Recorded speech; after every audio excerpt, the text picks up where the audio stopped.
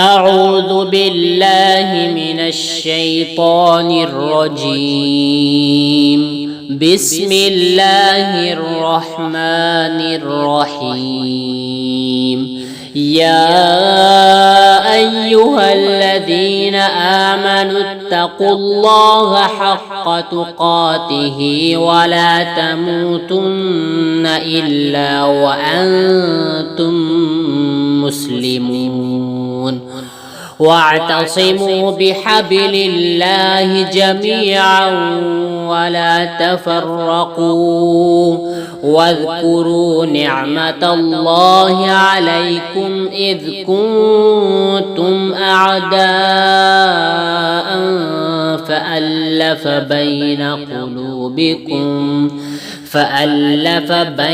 قلوبكم فأصبحتم بنعمته إخوانا وكنتم على شفا حفرة من النار فأنقذكم منها.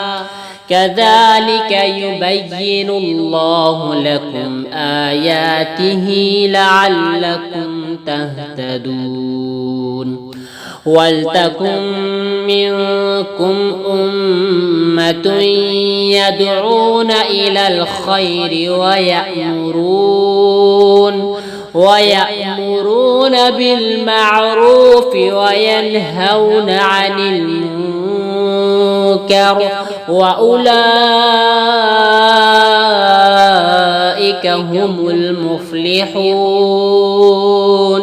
ولا تكونوا كالذين تفرقوا واختلفوا من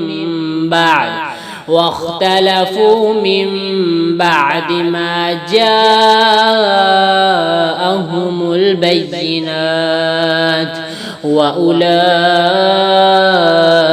لهم عذاب عظيم.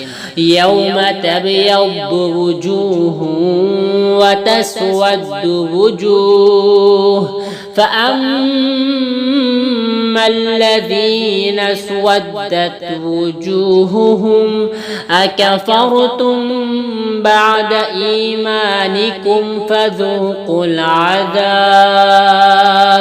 فذوقوا العذاب بما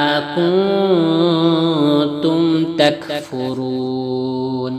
وأما الذين ابيضت وجوههم ففي رحمة الله هم فيها خالدون.